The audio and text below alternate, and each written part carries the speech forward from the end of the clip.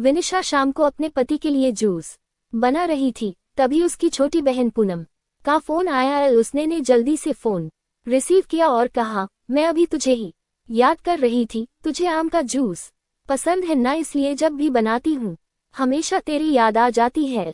पर विनिशा की बहन पूनम बिल्कुल खामोश थी। जब विनिशा ने उसकी खामोशी का कारण पूछा तो पूनम की सिसकियों की आवाज विनिशा के कानों में साफ सुनाई पड़ रही थी। विनिशा बहुत घबरा गई और उसने पूनम से जोर देकर पूछा कि आखिर हुआ क्या है।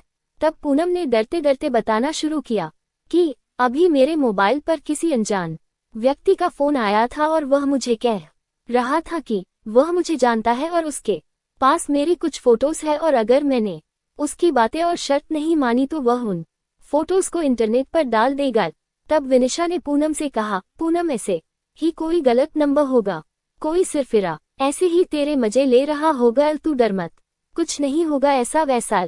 तब पूनम ने घबराते हुए कहा, दीदी मुझे उस इंसान से डर नहीं लग रहा, पर मुझे उसकी बातों से बहुत डर लग रहा है। ये कहकर पूनम रोने लगी। तभी विनिशा ने कहा, तो बताना उस इंसान ने क्या कहा है तुझे। तब पूनम बोली, उसने मुझे कहा है कि अगर वह मेरी फोटो इंटरनेट पर नहीं डाले तो मुझे उसकी सारी मांगे पूरी करनी होगी। उसने कहा है कि आज रात वह मेरे घर पर आएगा। और इतना कहते ही पूनम जोर जोर से रोने लगी और रोते रोते बोली, दीदी मुझे उसकी बातें सुनकर घिन आ रही है। ऐसा लग रहा है जैसे उसने मेरे साथ कुछ गलत कर दिया हो।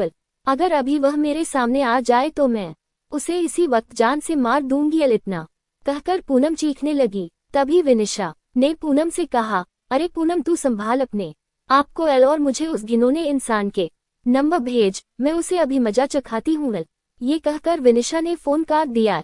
पूनम ने उस बदमाश के नंबर और उनके बीच हुई बात की रिकॉर्डिंग विनिशा को भेजी। जब विनिशा ने वह रिकॉर्डिंग अपने पति को सुनाई तो दोनों के होश उड़ गए। विनिशा और पूनम दो बहनें हैं। उनकी मम्मी का अभी 3 साल पहले ही देहांत हो चुका है और विनिशा की शादी अभी 1 साल पहले ही हुई थी। घर में बस अब उसके पापाओ र पूनम ही है। अब मोबाइल पर ऐसी धमकी भरी अश्लील बातें कोई भी बेटी अपने पिता को आसानी से नहीं बता सकती, इसलिए पूनम ने सारी बातें अपनी दीदी भी विनिशा को बताया। अगले दिन ही विनिशा और उसका पति पुलिस स्टेशन पर जाकर उस इंसान के खिलाफ पुलिस कंप्लेंट करवा आए। बाद में जब पुलिस ने छानबीन की तो पता लगा वह लड़का पूनम के मोहल्ले का ही निकला जो मानसिक गंदगी से पीड़ित था। उसकी सोच और उसके विचार हर एक लड़की के प्रति घिनौनी नजर रखते थे। उसे पता था कि पूनम की मम्मी का देहांत हो चुका है और वह दिन भर घर पर अकेली रहती है और वे इसका फायदा उठा सकता है। और वह लड़का अपनी बुरी नजरों और घटिया बातों से पूनम की आत्मा के साथ खिलवाड़ कर रहा था। पर बाद में जब उसे पुलिस ने पकड़ लिया तो उसे जेल की सलाखों के पीछे जाना पड़ा।